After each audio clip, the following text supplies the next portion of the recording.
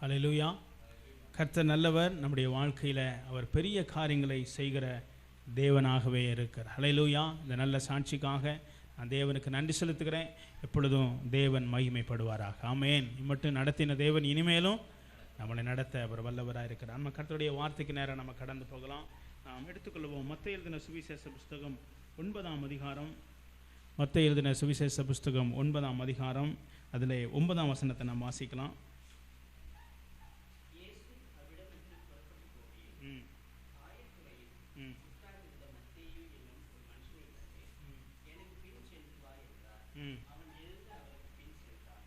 ஆமென். அல்லேலூயா.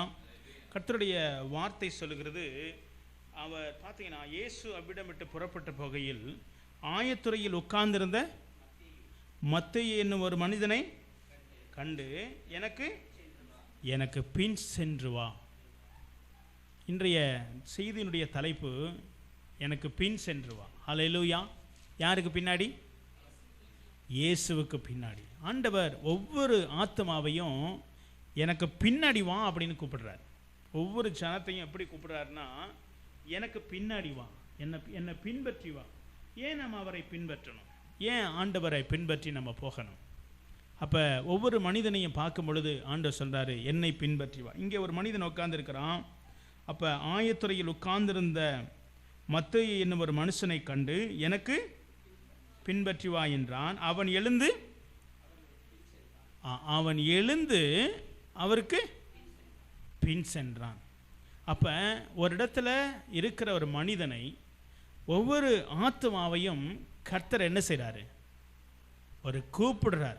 ஆண்டவர் எனக்கு பின்னாடி வா, எனக்கு பின்னாடி வா மகனே, எனக்கு பின்னாடி வா அப்படின்னு ஒவ்வொருத்தரையும் கூப்பிடுறார். ஏன் அவருக்கு பின்னாடி நம்ம போகணும்? ஏன் நம்ம அவரை பின்பற்றணும்? ஏன் அப்படின்னா, அவர் தான் நம்முடைய வழியாக இருக்கிறார். நம்முடைய வாழ்க்கையின் வழி யாரு? ஆண்டவராகிய இயேசு கிறிஸ்து சொன்னார், நானே வழியும் சத்தியமும் ஜீவனுமாக இருக்கிறேன். அப்போ எனக்கு ஒரு பாதை காண்பிக்கிறது யார் அப்படின்னா, என் ஆண்டவராகிய இயேசு கிறிஸ்து. அவர் சொல்கிறாரு, ஒவ்வொரு மனிதனையும் அவர் அழைக்கிறார். இந்த உலகத்தை பார்த்து அழைக்கிறார். என்ன சொல்கிறாரு? வருத்தப்பட்டு பாரம் சுமக்கிற நீங்கள் எல்லாரும் என்னிடத்துல வாங்க, நான் உங்களுக்கு இளைப்பாறுதலை தருகிறேன், நான் உங்களுக்கு சமாதானத்தை நான் தருகிறேன். தேவ வல்லமை எப்பொழுதும் நமக்கு இளைப்பாறுதலையும் சமாதானத்தையும் கொடுக்கக்கூடியது. கர்த்தரை தேடுனுங்க, என் வாழ்க்கையில் இன்னும் பிரச்சனையே மாறலைங்க அப்படின்னு நீங்கள் சொல்லுவீங்களா இருந்தால், அது பிரச்சனை மாறுகிற அளவுக்கு இன்னும் என் தேவனை நான் தேடலைன்னு தான் அர்த்தம். பிரச்சனை மாறாமல் போகாது, ஆனால் பிரச்சனையை மாற்றுகிற தேவனை நாம் சரியாக அறிந்து கொள்ளாமல் இருக்கிறோம் அப்படின்னு தான் அர்த்தம். அவரை நெருங்க, அவரை தேட, அவரை பின்பற்ற பிரச்சனைகள் அவரை ஒருபோதும் நெருங்குவதே கிடையாது. அல்லேலூயா. காற்றும் கடலும் இயேசுவின் நாமத்தினால கர்த்தருக்கு முன்பதாய் அடங்கிய தீருமே தவிர அவருக்கு முன்பதாய் ஒரு நாளும் எழும்பி நிற்கவே நிற்காது. அல்லேலூயா. நீங்கள் கர்த்தர் பக்கமாய் பின்பற்றி நீங்கள் போனீங்கன்னா, கர்த்தரை நீங்கள் பின்பற்றினீங்கன்னா, உங்களுக்கு எதிராக இருக்கிற தடைகளுடைய காற்றை கர்த்தர் அகற்றி போடுவார். உங்களுக்கு எதிராக இருக்கிற கொந்தளிப்பை, புயலை கர்த்தர் என்ன செய்வார்? அவர் நிறுத்தி போடுவார். ஆனால் அவருக்கு பின்னாடி நீங்கள் போகிறீங்களா? அந்த அதட்டுகிற தேவனுக்கு பின்னாடி நீங்கள் போகிறீங்களா? அவருக்கு அவர் முன்னாடி போகும்பொழுது நீங்கள் அவரை ஃபாலோ பண்ணுறீங்களா? அதுதான் முக்கியம். இங்கே ஒரு மனிதனை அவர் கூப்பிடுகிறார். இங்கே வசனம் தெளிவாக சொல்லுது, எனக்கு பின் சென்று வா என்றான். அவன் எழுந்து அவருக்கு முன்னாடி போகலை, அவன் பின்னாடி போனான். இன்னைக்கு இயேசுவுக்கு முன்னாடி நம்ம யாருமே போக முடியாது. இயேசு என் வாழ்க்கையில் அவர் முன்னாடி போகிறவராக இருக்கணும். அவருடைய வாழ்க்கை, அவருடைய வார்த்தை எனக்கு முன்னாடி போகிறதா இருக்கணும், இல்லைங்களா? அவருடைய சமூகம் நமக்கு முன்னாடி போகிறதா இருக்கணும். நம்ம இயேசுக்கு பின்னாடி தான் நம்ம போக முடியும். ஏன்னா இயேசு முன்னாடி போவார் இருந்தா நமக்கு எதிராக இருக்கிற செங்கடலுடைய கிரியைகளை கர்த்தர் அழித்து போடுவார். அல்லேலூயா. நமக்கு முன்னாடி இருப்பாரா இருந்தா அங்கே எரிகோ கோட்டைகளை கர்த்தர் என்ன செய்வார்? அவர் நொறுக்கி போடுவார். உங்களை ஆளுகிற இருளின் அதிகாரத்தை கர்த்தர் மாற்றி போடுவார். ஏன்னா அவர் நமக்கு முன்னாடி போகிறார். நம்ம போய் கஷ்டப்பட வேணாம். இயேசு முன்னாடி போயிட்டாருன்னு வச்சுக்கோங்களேன். நீங்கள் காட்டுக்குள்ளே போனீங்கன்னா, பாலடைஞ்ச வீட்டுக்குள்ளே நீங்கள் போனீங்கன்னா, அங்கே நிறைய டஸ்ட்டு முன்னாடி இருக்கும். நீங்கள் கதவை திறந்தாலோ இல்லை காட்டுக்குள்ளே செடிகளுக்குள்ளே போனாலோ அந்த சிலந்தி பூச்சிகள் நிறைய வலை என்ன பண்ணியிருக்கோம், உண்டு பண்ணியிருக்கோம். முன்னாடி போகிற மனுஷன் மூஞ்சிலெல்லாம் என்ன செஞ்சுக்கிறோம், அதை அப்படியே ஒட்டிடும். ஆனால் பின்னாடி போகிறவங்களுக்கு அவங்க ஃப்ரீயாக என்ன பண்ணிடுவாங்க. அப்போ நம்ம முன்னாடி இருக்கிற நமக்கு கண்ணுக்கு தெரியாத இருள்கள், நமக்கு கண்ணுக்கு தெரியாத பிசாசு வச்சிருக்கிற வலைகள் இல்லையா, அது நம்ம முன்னாடி போனோம்னா நம்மளை பிடிச்சிரும். ஆனால் இயேசுவை அதை பிடிக்க முடியாது. அல்லேலூயா. இயேசு அந்த இருளின் அதிகாரம் என்ன செய்ய முடியாது, பிடிக்க முடியாது. நீங்கள் முன்னாடி போயிடக்கூடாது, இயேசுக்கு பின்னாடி நம்ம போகணும். முன்னாடி போக நம்ம ஒரு நாள் அனுமதிக்க கூடாது. ஆனால் ஒரு நேரம் வரும் கர்த்தர் நம்மளை முன்னாடி அனுப்புவார். அல்லேலூயா. நம்மளை ஒரு நாள் முன்னாடி அனுப்புவார். அது ஒரு நாள் இருக்குது, அதுக்கு ஒரு காலம் இருக்குது. அந்த காலத்துக்கு முன்னாடி என்ன செய்யக்கூடாது, ஓடிடக்கூடாது. ஆண்டவர் சொல்லுவார். இப்போ சொல்கிறாரு, எனக்கு பின் சென்று வா. அவர் பின்னாடி நீங்கள் போனீங்கன்னா நம்ம நிறைய காரியத்தை கற்றுக்கொள்வோமா. எப்படி கற்றுக்கொள்வோம்? சங்கீதம் 23:1 வாசிங்க.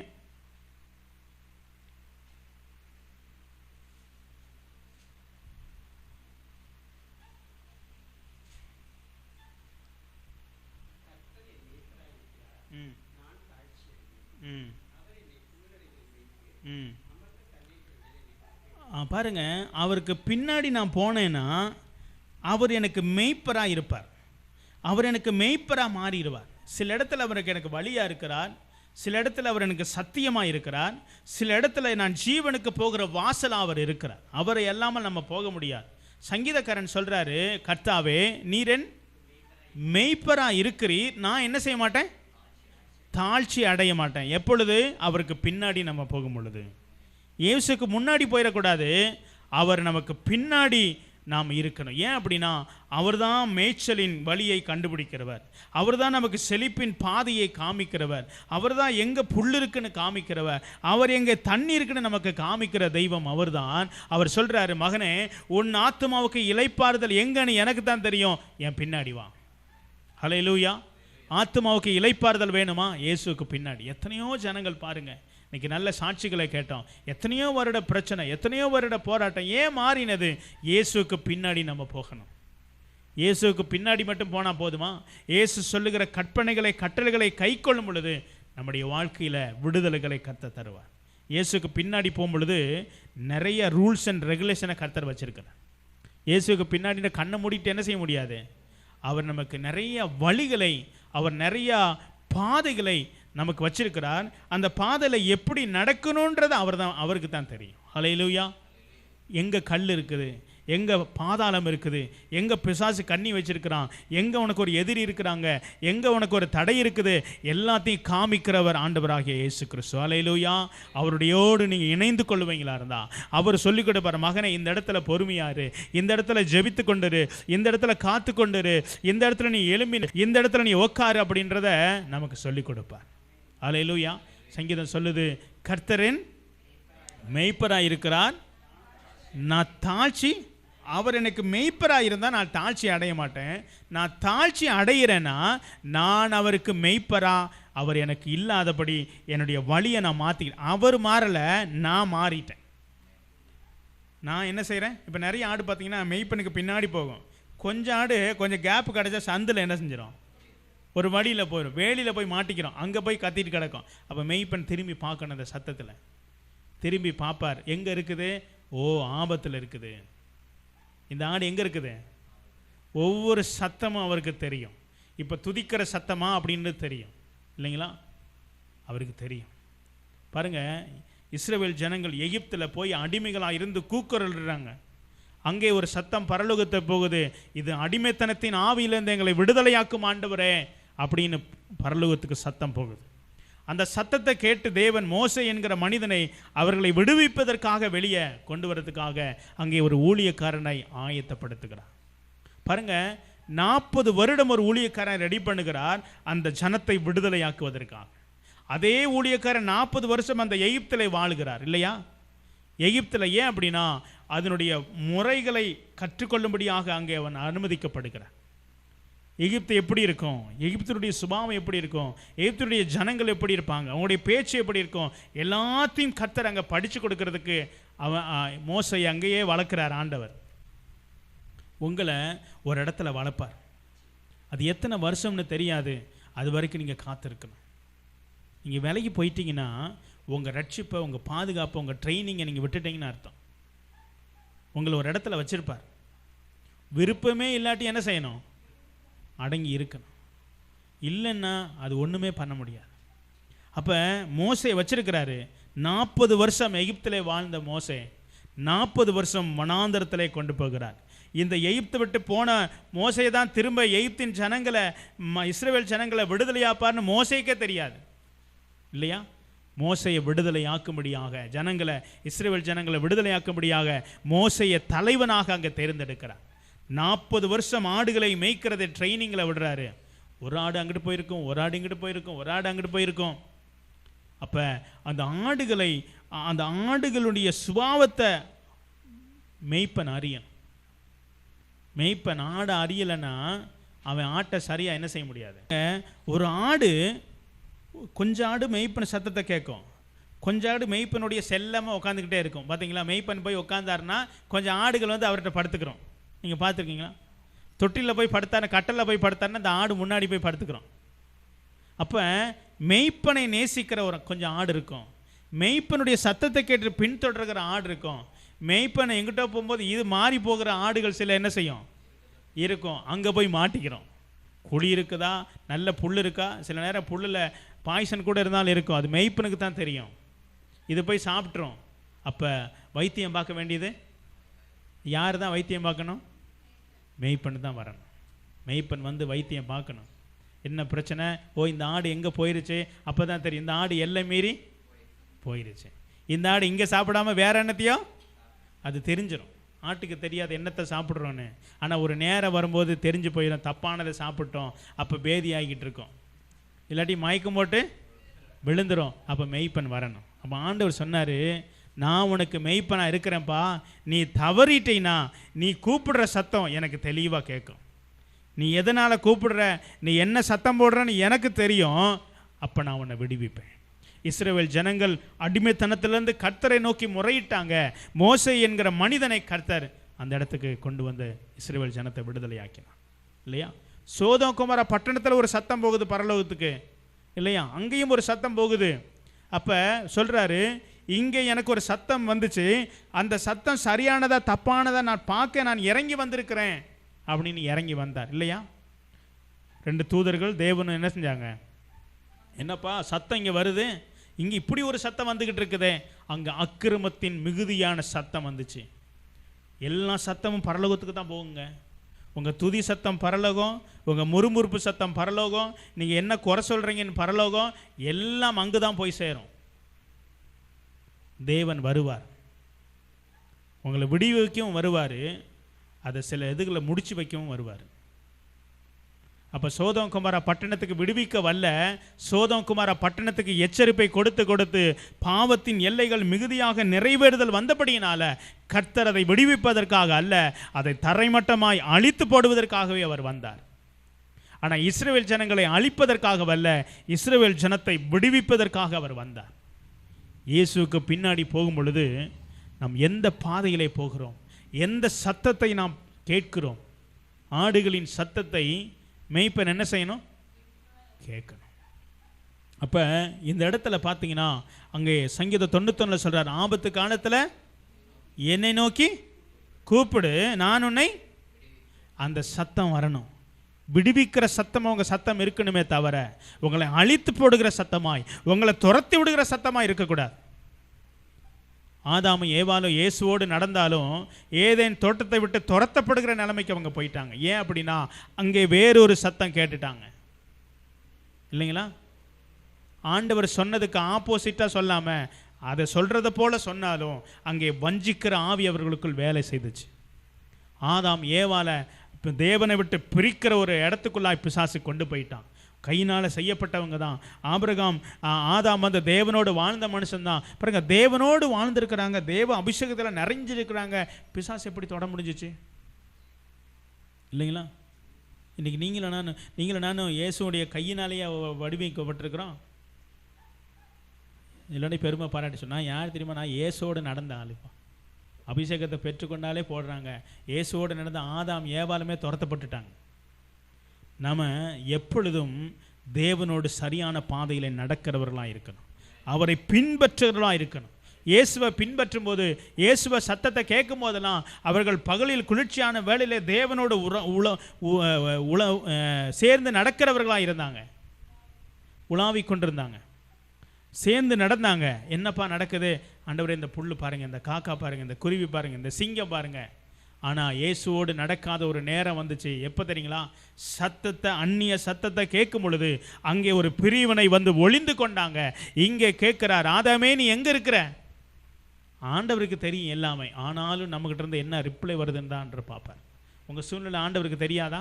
நம்ம சூழ்நிலை ஆண்டவருக்கு தெரியும். ஆனால் என் மகன் என்ன சொல்ல வரான் அப்படின்றத ஆண்டவர் பார்ப்பார். அப்போ கேட்குறாரு, ஆண்டவரே நான் ஒளிந்து கொண்டேன். எப்படி இதை சொல்கிறாரு? நான் நிர்வாணியாக இருப்பதனால் ஒளிந்து கொண்டேன். ஆண்டவர் கேட்குறாரு, உன்னை நிர்வாணின்னு முத யார் உனக்கு சொன்னது? இல்லையா? உன் வியாதிக்காரன்னு உனக்கு யார் சொன்னது? உன்னை பிசாசுன்னு உன்னை யார் சொன்னது? உனக்கு வியாதின்னு யார் சொன்னது? பிசாசு சொல்லுவான். பிசாசு சொல்லுவான், உன் வாழ்க்கை முடிஞ்சிச்சுன்னு சொல்லுவான். உனக்கு இனி சமாதானமே இல்லைன்னு சொல்லுவான். தேவன் சொல்லலைங்க உங்களுக்கு சமாதானம் இல்லைன்னு.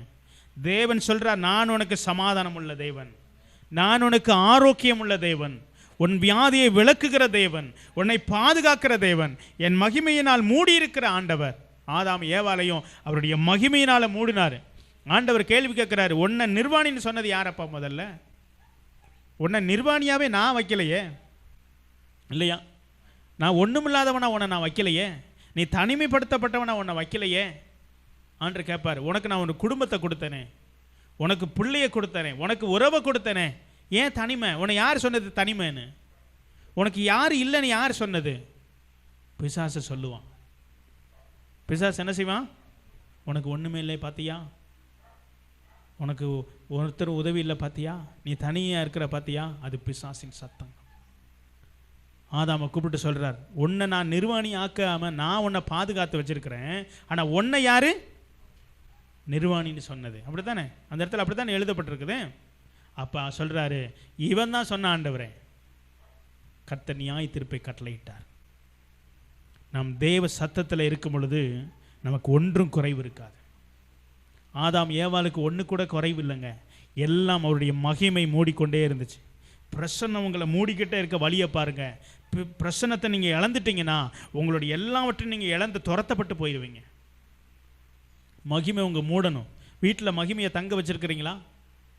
உங்களுக்குள்ள ஜெப ஆவி வேலை செய்தா, உங்களுக்குள்ள தேவ பிரசன்னம் ஆளுகை செய்தா, உங்களை கவர் பண்ணுச்சுன்னா உங்களுக்கு ஒன்றும் குறைவு இருக்காது.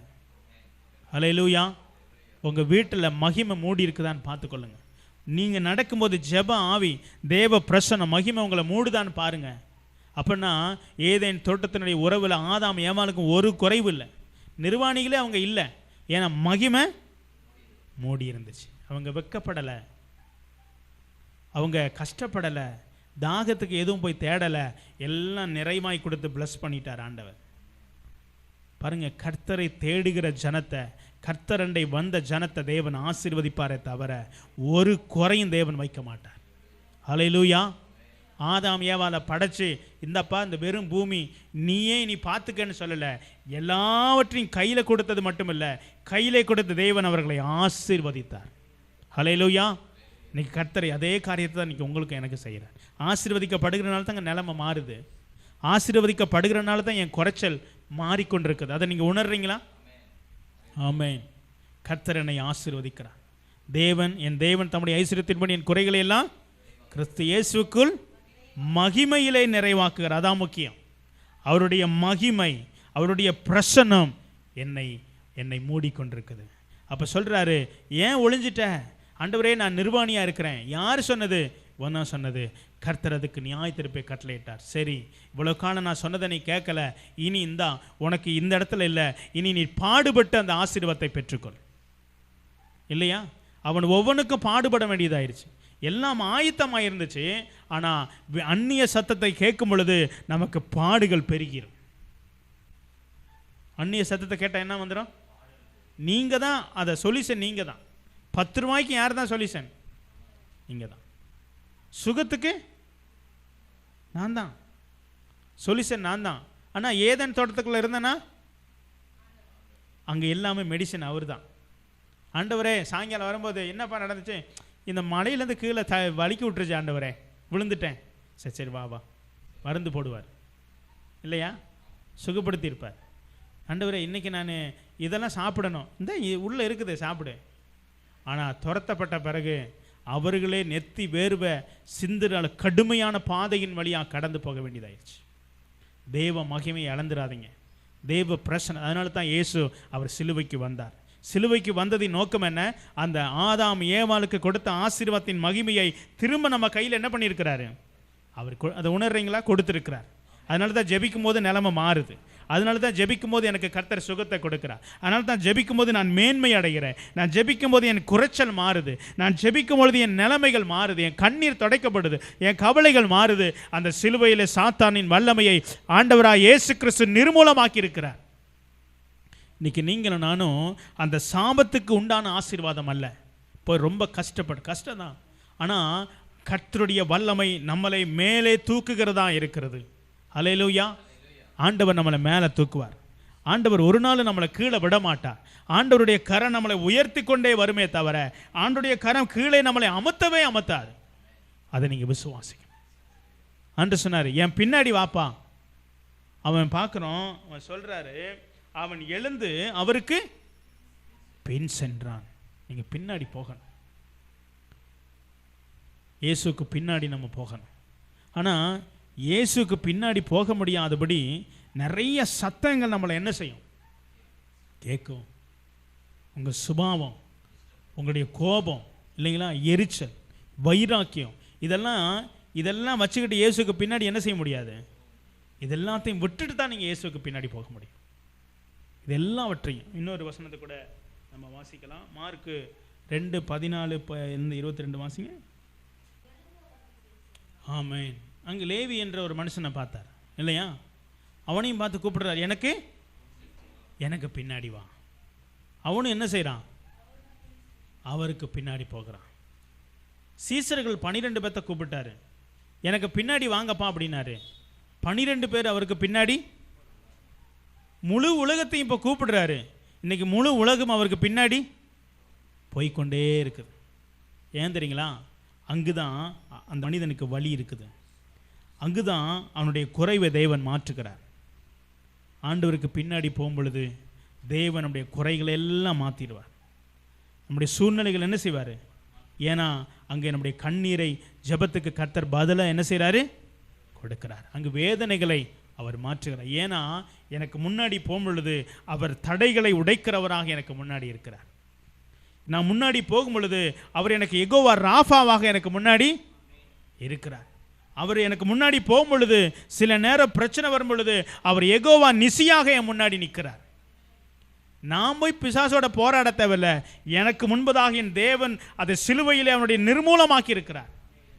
எனக்கு முன்னாடி வருகிற சாபத்தை அவன் பார்க்கல, எனக்கு முன்னாடி போகிற இயேசுனுடைய அந்த நீதியை பிசாசு பார்க்கிறான். அதை சம்பாதித்து கொடுத்திருக்கிறான். துரைத்தனத்தில் அதிகாரங்களையும் இருளின் அதிகாரத்தையும் ஆண்டவர் சிலுவையில் நசுக்கியிருக்கிறார். என்னுடைய அடிமைத்தனத்தின் வாழ்வை கர்த்தர் சிலுவையில் முறித்திருக்கிறார். நான் அவருக்கு பின்னாடி போகும் பொழுது எனக்கு நிறைய ஆசீர்வாதத்தின் வழி எனக்கு வச்சிருக்கிறார். ஆனால் அவருக்கு நான் சரியாக பின்பற்றுகிறவனா இருக்கணும். அவருடைய அடிச்சுவடை என்ன செய்யணும், பின்னாடினா சும்மா பின்னாடி போயிட முடியாது. இயேசு பின்னாடி வர சொன்னது காரணம் எடுத்தீங்களா, அவர் ஒரு ஸ்டெப் வச்சா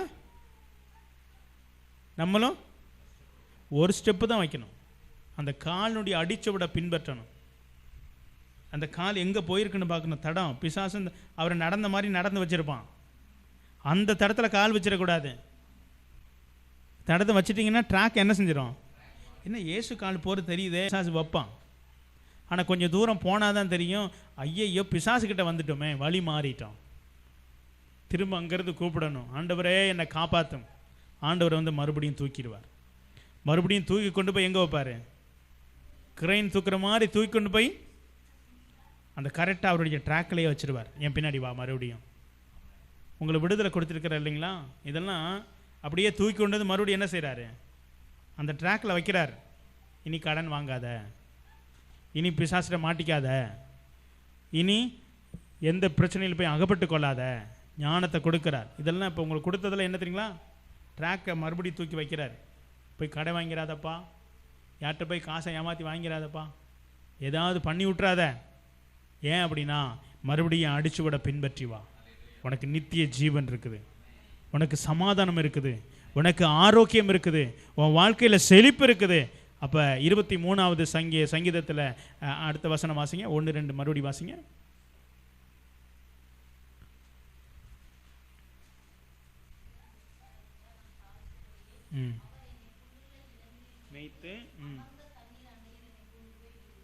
பாருங்க, அவர் என்னை புல்லுள்ள இடத்துல மேய்ச்சு அமர்ந்த என்னை புல்ல கொடுக்குறாரு, என் தாகத்தை தீக்க எனக்கு தண்ணீரை தரார். ஹல்லேலூயா. சாப்பிட்ட பிறகு வார்த்தை இல்லையா, இந்த வார்த்தையை உருண்ட பிறகு உங்களுக்கு காரியம் நடக்குது. இப்போ தாகத்துக்கு அவருடைய அபிஷேகம் வந்து சேருதா? அபிஷேகத்தில் பலப்படுறீங்களா? வார்த்தை போன பிறகு உள்ளே போய் நிறைஞ்சு அதை கொண்டு வருது. அப்போ அவருடைய ஆகாரம் நமக்கு வருது, பரிசுத்த ஆவியினுடைய நீரோடை நமக்கு வருது. அவர் என்னை எங்கே கொண்டு போவார்னா பரிசுத்த ஆவியினுடைய நீரோடைக்கு என்னை அழைச்சிட்டு போயிடுவார். அந்த தண்ணீரை பருகுனா எனக்கு ஆரோக்கியம், அந்த தண்ணீரை பருகுனா எனக்கு சமாதானம், அந்த தண்ணீரை பருகும் பொழுது எனக்கு ஆறுதல் இல்லையா. அங்கே அந்த தண்ணீர் என் சரீரத்தை அல்ல, என் ஆத்துமாவுக்கு பலனை கொண்டு வருது. அல்லேலூயா. கர்த்தரன் மேய்ப்பராயிருக்கிறார், நான் தாழ்ச்சி அடைய மாட்டேன். அவர் என்னை புல்லில் மேய்ப்பார், தண்ணீர் அண்டையில் நடத்துவார். புல்லு ஆண்டுடைய வார்த்தை, தண்ணி பரிசுத்த ஆவியினுடைய அபிஷேகம், ரெண்டும் வேணும் நமக்கு. வார்த்தையை வாஸ்து வாஸ்து வாஸ்து மட்டும் இருந்து தண்ணி இல்லாட்டி என்ன ஆயிரும்? தண்ணி இல்லாட்டி அடைச்சிடும் இல்லைங்களா. தண்ணி தான், தண்ணியும் வார்த்தையும் மிக்ஸ் ஆகும் பொழுது அங்கே ஆரோக்கியம் உண்டாகுது, செழிப்பு உண்டாகுது, ஆரோக்கியம், பலன். அப்போ ஆவியானவர் வார்த்தை, ஆவியானவர் ஆவியானவர் வார்த்தை மாறி மாறி மாறி இணைந்து கொண்டே இருக்கணும். ஆண்டவரே என்ன சொல்கிறீங்கப்பா, ஆண்டவரே நமக்கு பின்னாடி வர்றேன். ஆண்டு சொன்னார், இப்போ இந்த இடத்துல முள் இருக்குது, இப்போ நான் இந்த இடத்துல நான் இப்படி தாண்ட போகிறேன், நீ இதை தாண்டி வந்துடுன்னு சொல்லுவார். அப்போ நம்ம தாண்டிடுவோம். ஏன்னா அவர் அடிச்சு விட்டுல தான் நம்ம நடந்தால் தான் தெரியும், முள் இருக்குதான் நமக்கு தெரியாது. ஏன்னா எவனை விழுங்கலாமோ என்று பிசாசு சிங்கம் போல வகை தேடிக்கொண்டே இருக்கிறான். வகை எந்த வகையில், எந்த வலையில் யாரை மாட்டலாம்? பெரிய வலையில் பெரிய ஆளா, பெரிய வலையில் சின்ன ஆளா இல்லையா? பிசாசு பார்ப்பான், இன்றைக்கி முயலை பிடிக்கலாமா, எலியை பிடிக்கலாமா, இல்லாட்டி ஒரு பெரிய காட்டாடை பிடிக்கலாமா, அவனுக்கு தெரியும். வகை தேடுகிறான். என்னென்ன கேட்டகரியில் இருக்கிறாங்க அவனுக்கு நல்லா தெரியும். ஓ, இது எப்போ பார்த்தாலும் சோர்ந்து போகிற ஆவியா, அவனுக்கு தெரியும். இது எப்போ பார்த்தாலும் கண்ணீர் வடிக்கிற ஆவியா, தெரியும். இது எப்போ பார்த்தாலும் முறுமுறுக்கிற ஆவியா, தெரியும். இல்லை இது ஒன்றுமே செய்யாதா, அதுவும் அவனுக்கு நல்லா தெரியும். ஆனால் தேவன் அப்படிப்பட்டவர் இல்லைங்க. எல்லாத்தையும் தட்டி தட்டி தட்டி எழுப்புவார், ஞானத்தை கொடுப்பார், தைரியத்தை கொடுப்பார், ஆவியை புதிதாக்குவார், சோர்வை நீக்கி போடுவார், சமாதானத்தை கொடுப்பார், கண்ணீரை துடைப்பார், எல்லாத்துலேயும் தெளிவை கட்டளையிடுவார். அல்லேலூயா. எவ்வளோ குழப்பத்தில் இருந்தீங்க, ஒவ்வொருத்தருக்கும் ஒவ்வொரு விதமான குழப்பம் இல்லையா? எப்படி மாறிடுச்சு? நான் ஒன்றுமே பண்ணலை, நான் ஏதாவது பண்ணேன்னா உங்களுக்காக ஜெபிக்கிறேன், அவ்வளோதான். தேவன் மாற்ற வல்லவராக இருக்கிறார், தேவன் சூழ்நிலைகளை மாற்ற வல்லவராக இருக்கிறார். ஏன் அப்படின்னா அவருக்கு பின்னாடி போகணும். இன்னைக்கு ஒரு பாட்டு பாடணும், இயேசுவின் பின்னால் நான் செல்வேன், திரும்பி பார்க்க மாட்டேன். இயேசுக்கு பின்னாடி போகும் பொழுது பழையவைகளை திரும்பி பார்க்கக்கூடாது, பழையவைகள் ஒட்டிக்கக்கூடாது. சில இதுக்கு பழையவைகள் ஒட்டிக்கிறோம், சுருக்குன்னு கோவம் வருதா, பழையவைகள் ஒட்டிக்குது. டக்குன்னு ஏதாவது சொல்கிறோமா, பழையவைகள் உள்ள இருக்குது, முறுமுறுக்கிறோமா, பழசு உள்ள. இயேசுக்கு பின்னாடி நான் போகிறேன், ஆனால் இன்னும் எனக்கு வேறு ஏதோ இருக்குது, என் சத்தம் இன்னும் பழசை கேட்குற இடத்துல இருக்குது, என் சுபாவம் இன்னும் வேறு விதத்தில் ஆளுகை செய்யுது. ஏன்னா நான் பழைய மனுஷன், நான் வேறு சத்தத்தில் ஒரு நாள் வாழ்ந்தவன். பிசாசனுடைய சத்தம் அவனுடைய பின்பற்றி போகும்போது எனக்கு மேய்ச்சலே இல்லைங்க, எனக்கு கண்ணீர் தான் இருந்துச்சு இல்லைங்களா, கவலை தான் மிச்சமாக இருந்துச்சு, போராட்டம், மரணம் தான் நமக்கு முன்னாடி இருந்துச்சு. ஏன்னா நான் அந்நிய சத்தத்தில் இருந்தேன். ஆனால் இன்னைக்கு மரண பயம் என்னை விட்டு போயிருச்சு. எனக்கு பயம் என்னை விட்டு போயிருச்சு. ஏமாற்றுகிற பாதை என்னை விட்டு போயிருச்சு. கண்ணீர் வடிக்கிற சூழ்நிலையிலேருந்து என்னை மாற்றிட்டார். கடல்லிருந்து கர்த்தர் என்னை தூக்குறார். ஏன் தெரியுங்களா? அவருக்கு நான் பின்னாடி போனேன்னா. ஹல்லேலூயா. ஆண்டவருக்கு பின்னாடி போனீங்கன்னா அவர் மேய்ச்சல், அவர் அமர்ந்த தண்ணீர் அண்டையில் உங்களை நடத்துவார். ஆமாம், அப்படி தொடர்ந்து வாசிங்க.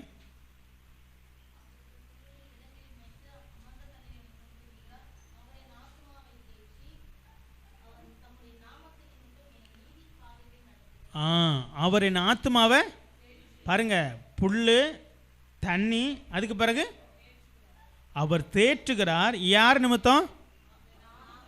அவருடைய நாமத்தின் நிமித்தம். ஏன்னா அவரை பின்பற்றி வந்துட்டீங்க பார்த்தீங்களா? அவருடைய பிள்ளையா நீங்கள் மாறி இருக்கனால அந்த நாமத்துக்கு மகிமையாக, அந்த காரியத்துக்கு அவருடைய நாம மகிமைக்காக அவர் உங்களுக்கு ஒரு விடுதலையை கொடுக்கிறார். அல்லேலூயா. எல்லா நாமத்துக்கும் மேலான நாமம் இயேசுவின் நாமம். அல்லேலூயா. எல்லா துரைத்தனங்களையும் அதிகாரங்களையும் மேற்கொண்ட நாமம் இயேசுவின் நாமம். அந்த நாமத்துக்கு வாசிங்க. அந்த நாமத்தின் நிமித்தம் என்னை நீதியின் பாதையில் நடத்துகிறார். இயேசுவின் நிமித்தம், இயேசுவின் வார்த்தை நிமித்தம், இயேசுவின் சத்தத்தை கேட்டது நிமித்தம் நான் எங்கே போகிறேன்? நீதியின் பாதைக்கு இப்போ நான் வந்துட்டேன். இப்போ திரும்பி பாருங்கள், கொஞ்சம் நீதியின் பாதையில் நீங்கள் வந்திருப்பீங்க. கர்த்தர் உங்களை அதனால தான் இங்கே நிலைய அற்புதம் நடக்குது, அதனால தான் சுகம் நடக்குது, அதனால தான் கடன் மாறுது, அதனால தான் ஃபைனான்ஸ் பிரச்சனை மாறுது. ஏன் அப்படின்னா அவர் நாமத்தின் நிமித்தம் என்னை இப்போ நீதியின் பாதையில் நடத்துகிறார். என் பேரில் இருந்த எல்லாத்தையும் ஆண்டுடைய வார்த்தை தண்ணீர் என்னை கழுவிருச்சு, என்னை சுத்திகரிச்சுக்கிட்டே இருக்குது. என்னை என்ன செய்யுது? ஒரு சைடு சுத்திகரிப்பு, ஒரு சைடு ஆகாரம், ஒரு சைடு பலன், ஒரு சைடு என்னை பலப்படுத்தி சரியான ட்ராக்கில் கொண்டு போய் கர்த்தர் என்ன செய்கிறாரு? ஏன்னா அவருக்கு நான் பின்னாடி போனேன்னா. அவருக்கு பின்னாடி போகும் பொழுது நாம் நிறைய விட வேண்டியது இருக்குது. நிறைய விடணும். நம்மளை அறியாமலே சில புல்லுருவிகள் ஒட்டிக்கணும். நீங்கள் புல்லு வழியில் நடந்து போனீங்கன்னா உங்களை தெரியாமல் காலில் பேண்டில் எல்லாம் நிறைய என்ன செய்யும்? நிறைய முள் ஒட்டிக்கிறோம். பார்த்துருக்கீங்களா? நிறைய முல்லை போல் இருக்கிற புல்லுகள் ஒட்டிக்கிறோம். நெறிஞ்சு முள்ளுகள் காலில் கையில் ஒட்டிக்கிறோம். ஆனால் நம்ம அதுக்கு போகவே இல்லையே. நம்ம ஒரு வழியில் தானே போனோம். எப்படி ஒட்டுச்சு? இந்த வழியில் எல்லாமே இருக்கும். வழியில் எல்லாமே இருக்கும். ஆமாம். எப்படின்னா 1 தீமோத்தேயு 1 அதிகாரம் 13 வசனத்திலேருந்து 16 வசனம் வரைக்கும்.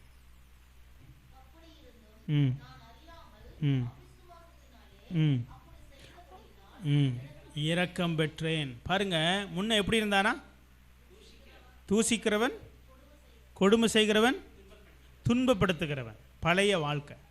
பவுலுடைய வாழ்க்கை பழைய வாழ்க்கை. ஸ்டேட்மெண்ட் எழுதுறாரு. என் வாழ்க்கை எப்படி இருந்துச்சப்பா? யாருக்கு பின்னாடி போகலை? இயேசுவுக்கு பின்னாடி போகலை. இயேசுவுக்கு பின்னாடி போகாத எல்லா வாழ்க்கையும் இதே கேட்டகரி தான்.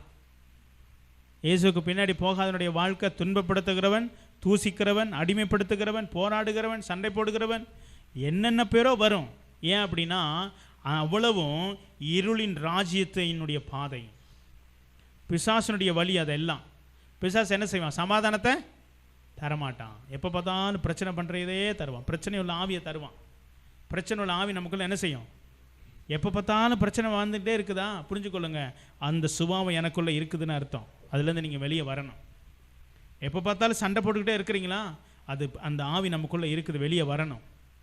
எப்போ பார்த்தாலும் கோவப்படுறீங்களா? ஏன்னா ஒரு ஒரு ஒரு ஒரு ஒரு ஒன்று இல்லாமல் ஒன்று என்ன செய்யாது? வராது.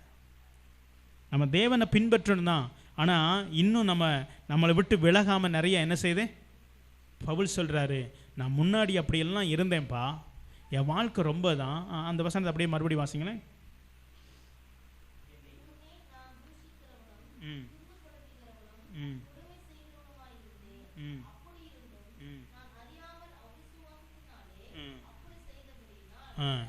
இரக்கம் பெற்றேன். நான் அறியாமல் அவிசுவாசத்தினாலே நான் நடந்துக்கிட்டேன். எனக்கு தெரியலை. ஏன்னா நான் பின்பற்றி போன பாதை இருள். நான் பின்பற்றி போன பாதை எனக்கு வெளிச்சத்தை கொடுக்கலை. என்னை அடிக்கவும், இயேசுவின் நாமத்தை தொழுது கொள்ளுகிறவர்களை சிறைப்படுத்தவும், அது பெரியோர் முதற்கொண்டு சிறைப்படுத்தவும் துன்பப்படுத்துகிறதா இருந்தேன். ஆனால் நான் அறியாமல் அப்படி நடந்து கொண்டேன். ஆனால் இப்போ என் கண்ணு வனாந்திரத்தில் அந்த தமஸ்கு வழியில் நான் பிரயாணப்படும் பொழுது என் கண்ணை ஆண்டவர் திறந்து விட்டுட்டார். நான் போன பாதை தப்புன்னு ஆண்டவர் புரிய வச்சார். என் பாதை தப்புன்னு தெரிஞ்ச உடனே நான் ஒரு இடத்துல போய் ஜெபிக்க முடியாய் ஒரு மனுஷனை எனக்கு வச்சிருந்தார். அந்த மனிதனை என்னை வச்சு ஜெபிக்கும் பொழுது என் கண்களில் இருக்கிற எல்லா செதிர்களும் என்னுடைய தவறான பாதையை கர்த்தர் மாற்றினார். அதுக்கு பிறகு நான் சரியான பாதைக்கு நான் வழி நடத்தப்பட்டேன். ஹல்லேலூயா. உங்களை கர்த்தர் வழி நடத்துவாருங்க. அறியாமல் இருந்தீங்கன்னா உங்கள் கண்ணை சுகப்படுத்த ஒரு இடத்துக்கு கொண்டு போவார். அங்கே உட்கார வைப்பார். ஒரு மனிதனை கூட்டிகிட்டு வந்து ஜெபிக்க வச்சு கண்ணை திறப்பார். அங்கே செதில்கள் மறைவாக இருக்கிற இருளின் கிரியைகள் உங்களை விட்டு விலகும். அதுக்கு பிறகு உங்களுக்கு ஒரு டைரக்ஷனை காமிப்பார். இங்கே போ, இப்படி போ. பவுல் அப்படியே போனபடினால தான் அதுக்கு பிறகு அவருடைய பாதையில் போயிட்டார். அதானே உண்மை. உங்கள் கண்ணு திறக்கும் பொழுது தவறான வழிக்கு போகாது, திரும்ப வரமாட்டீங்க. கண்ணு திறந்து உங்களை சரியான இடத்துல உட்கார வச்சா உட்காந்துருங்க, விலகி போகாதீங்க. உங்கள் கண்ணு குருடா இருக்கிறத கர்த்தர் வெளிச்சமாக்கிட்டார். இருளில் உட்காந்துங்க, உங்களை வெளிச்சத்தை கொண்டு வந்துட்டார். இனி உங்கள் ட்ராக்கை மாற்றிட்டு போகாதீங்க. மறுபடியும் உங்கள் கண்ணு குருடாயிரும். நீங்கள் போகிற பாதை உங்களுக்கு தெரியாமல் போயிடும். ஆனால் நான் தெரியாமல் செஞ்சேன், இரக்கம் பெற்றேன். ஆனால் தெரிஞ்சு செஞ்சீங்கன்னா இரக்கம் வராது. அதை புரிஞ்சுக்கொள்ள. வசனத்தை எவ்வளவு போதித்தும் பேசாமல் இருந்தீங்கன்னா ஒரு நாள் உங்களை விடுவிக்க முடியாத இடத்துக்கு நீங்கள் போயிடுவீங்க. கவனமாக இருக்கணும். வசனம் வந்துக்கிட்டே இருக்குது, வார்த்தை வந்துக்கிட்டே இருக்குது. ஏதோ ஒவ்வொரு நாளும் கேட்குறோம் போகிறோம், அவர் அப்படி தான் சொல்லுவார் அப்படின்னு நினைக்காதீங்க. நான் அப்படிலாம் சொல்கிற ஆள் இல்லை. ஆவியில் சொல்லிக்கிட்டே இருக்கிறேன், எச்சரிப்பை கொடுக்குறேன். அதுக்கு பிறகு போயிட்டீங்கன்னா ஒன்றும் பண்ண முடியாது இல்லையா? ஒரு குறிப்பிட்ட தூரத்துக்கு தான் தேவன் உங்களோடு போராடுவார். அந்த போராடுகிற அந்த லிமிட், அந்த எல்லையை கடந்து போயிட்டீங்கன்னா பிசாசு உங்களை பிடித்து கொள்வான். ரிட்டர்ன் ஆக முடியாது. கவனமாக இருங்க. குறிப்பிட்ட தூரத்துக்கு அப்படியே கொண்டுட்டு போவான், ஆனால் போயிட்டு திரும்ப வர முடியாது. நரகத்துக்கு போனவர்கள் யாவரும் திரும்ப பரலோக ராஜ்யத்துக்கு என்ன செய்ய முடியாது? வரவே முடியாது. தருணம் கொடுக்குற வரைக்கும் தான். அந்த லிமிட்டை, அந்த லிமிட்டேஷனை, அந்த எல்லையை, அந்த பவுண்டரியை நீங்கள் தாண்டிட்டீங்கன்னா உங்கள் ரட்சிப்பை நீங்கள் இழந்துட்டீங்கன்னா பிசாசு ஓதிக்கிட்டே தான் இருப்பான். பிசாசு கடைசி வரைக்குங்க ஒரு ஆத்மாவை பரலோகத்துக்கு இருந்து அவனை நரகத்துக்கு கொண்டு போகிற கடைசி வரைக்கும் அவன் போராடுவான். ஆவியானவரும் போராடுவார். ஆனால் நீங்கள் யாருக்கு பின்னாடி போகிறீங்கன்றதை உங்களை பொறுத்து தான்.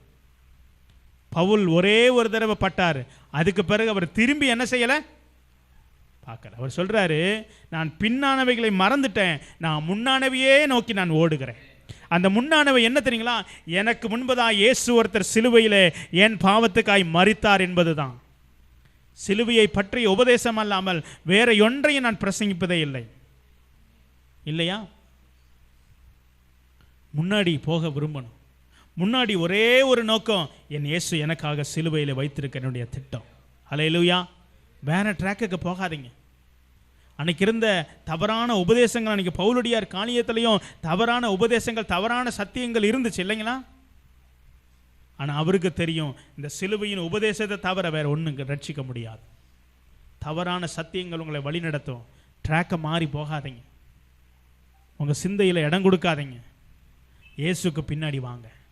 இயேசுவின் பின்னாடி உங்கள் ஆவி பின்பற்றட்டும். உங்கள் மாமிச சிந்தை வேறு ட்ராக்குக்கு இழுக்கிற மாதிரி இருந்தால் போகாதீங்க. அங்கே இருளில் நீங்கள் மாட்டிக்கொள்வீங்க. உங்களுக்கு தெரியாத இருள்னு, மாட்டின பிறகு தான் தெரியும் இருள்னு. திரும்ப திரும்ப தூக்க மாட்டார். திரும்ப திரும்ப உங்களை காப்பாற்ற மாட்டார். எல்லா விஷயத்துலையும் கவனமாயிருங்க. அப்போ அவர் சொல்கிறாரு, முன்னாடி அப்படி இருந்தேன்பா, இப்போ நான் தெரியாமல் செஞ்சேன், நான் இரக்கம் பெற்றேன், இப்போ என் கண்ணு திறந்துருச்சு. கர்த்தர் சொன்னார், அண்ணனியா ஒரு மனுஷன் வருவான், அவன் வச்சு ஜெபம் பண்ணுவான், அவன் கண்ணனுடைய பார்வை என்ன செஞ்சிடும்? சரியான பாதை வந்துடும். தமசுக்கு போகிற பாதை ஒன்று. இயேசுவின் நாமத்தை தொழுது கொள்ளுகிறவங்கள அடிக்கும்படியாக நிருபங்களை வாங்கி கொண்டு வந்த பவுலுடைய வாழ்க்கை அங்கே வனாந்தரத்தில் இயேசுவினுடைய ஒளிப்பட்டு அங்கே அவருடைய எல்லாத்தையும் கர்த்தர் மாற்றுகிறார். இயேசு வழி உங்களுள்ள பட்டிருக்குது, அன்று உங்களை மாற்றிக்கிட்டு இருக்கிறாரு. மறுபடியும் இருளுக்குள்ளே போயிடாது. பவுல் திரும்பவே இல்லை.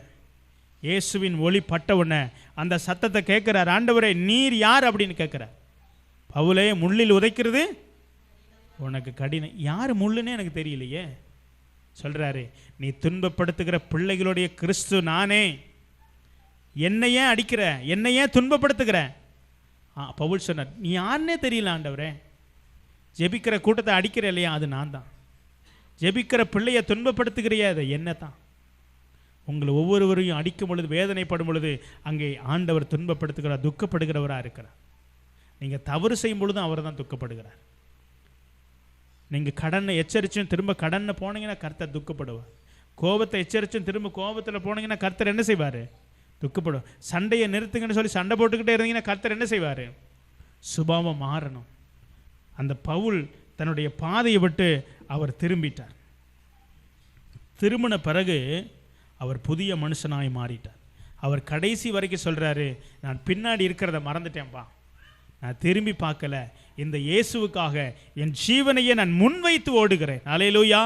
இயேசுவுக்காக ஜீவனை முன் வச்சு ஓடுனீங்கன்னா நீங்கள் பின்னாடி திரும்பவே மாட்டீங்க.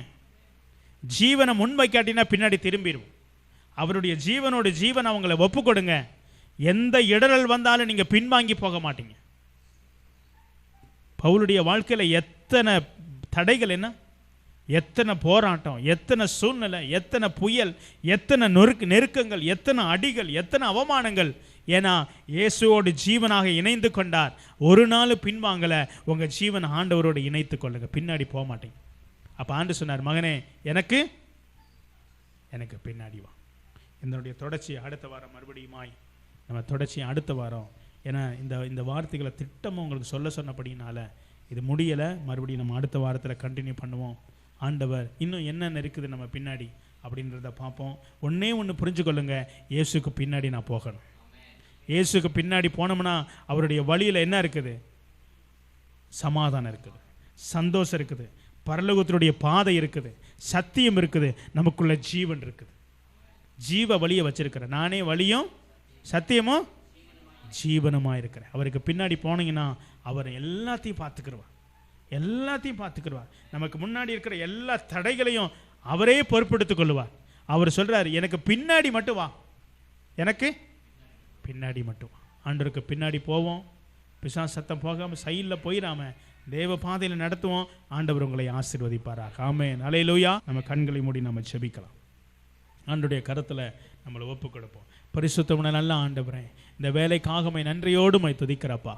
ஆண்டவரே, நீங்கள் ஆண்டவரே ஸ்தோத்திரம். எனக்கு பின்னாடி வா, என்னை பின்பற்றி வான்னு சொன்னீங்க ஆண்டவரே. இந்த நாளில் கர்த்தாவே, உம்மை தேடுகிற உம்முடைய ஜனம் சரியான பாதையிலே உம்மை பின்பற்றி வருவதற்கு என் ஆண்டவராய தேவன் வழி திறப்பீராக என்று சொன்னாங்க. ஜெபிக்கிறப்பா, பழையவைகள் எல்லாம் விட்டுவிட, பழைய சுபாவங்கள் விட்டுவிட, பழைய சிந்தனைகள் ஆண்டவரை விட்டு மனம் திரும்ப, ஆண்டவரே பிசாசின் சத்தம் அல்ல தேவ சத்தத்தை கேட்டு நாங்கள் உமக்கு பின்னாடி வர ஆண்டவரே சபைக்கு கிருபை கொடுங்க. ஒவ்வொரு ஜனத்துக்கு கிருபை கொடுங்க. இந்த ஊழியம் ஆண்டவரை உமக்காக எழும்பி பிரகாசிக்கிறதாய் மாறட்டும். உம்முடைய பிள்ளைகள் உமக்காக எழும்புவார்களாக. ஆண்டவரே, பின்னாடி போக முடியாதபடி எடுத்துக்கொண்டிருக்கிற எல்லா தடைகளை இயேசுவின் நாமத்தில் உடைக்கிறேன் அப்பா. அது உடைவதாக உடைய ஜனங்கள் மனம் திரும்பவும், உம்முடைய பின்னாடி வருவதற்கும், அங்கே சத்தியத்தை மேய்ந்து கொள்ளவும், சமாதானத்தை மேய்ந்து கொள்ளவும், மேய்ச்சலை கண்டடையவும், ஆண்டவருடைய தண்ணீரை பருகவும், ஆத்மாவை நீதியின் பாதையிலே வழிநடத்தப்படவும் என் ஆண்டவர் நம்முடைய பிள்ளைகளுக்கு உதவி செய்வீராக என்று சொல்லி நான் ஜெபிக்கிறப்பா. இயேசுவின் நாமத்தினால இதுக்கு விரோதமாய் போராடுகிற எல்லா இருளின் அதிகாரத்தை கடிந்து கொள்கிறேன் இயேசுவின் நாமத்தினால. சத்திய வார்த்தைக்கு விரோதமாய், வசனத்துக்கு விரோதமாய் கிரியை செய்கிற எல்லா இருளின் ஆதிக்கத்தின் போராட்டத்தின் வல்லமையை கடிந்து கொள்கிறேன் இயேசுவின் நாமத்தினால. அவைகள் அடங்குவதாக. காற்றும் கடலும் இறையாதே, உடைய பிள்ளைகளுக்கு முன்பதாய் அமைதலாயிரு என்று சொல்கிறேன் இயேசு கிறிஸ்துவின் நாமத்தினால. கர்த்தாவே, இந்த செய்தியை கேட்கிற ஒவ்வொரு குடும்பத்தையும், தனிப்பட்ட ஒவ்வொரு நபரையும் கர்த்தர் ஆசீர்வதிப்பீராக. சூழ்நிலைகள் மாறட்டும், சிந்தைகள் மாறட்டும், இறுதி நினைவுகள் மாறட்டும். ஆண்டவரே, உடைய கரத்தில் ஒப்பு கொடுக்கிறோம். உடைய நாமத்தை மகிமைப்படுத்துங்க, ஆசீர்வதிங்க. எல்லா துதிகனமையும் உங்களுக்கு செலுத்துகிறோம். இயேசுவின் மூலம் ஜெபிக்கிறோம் நல்ல தகப்பனே. ஆமென், ஆமென், ஆமென், ஆமென், ஆமென்.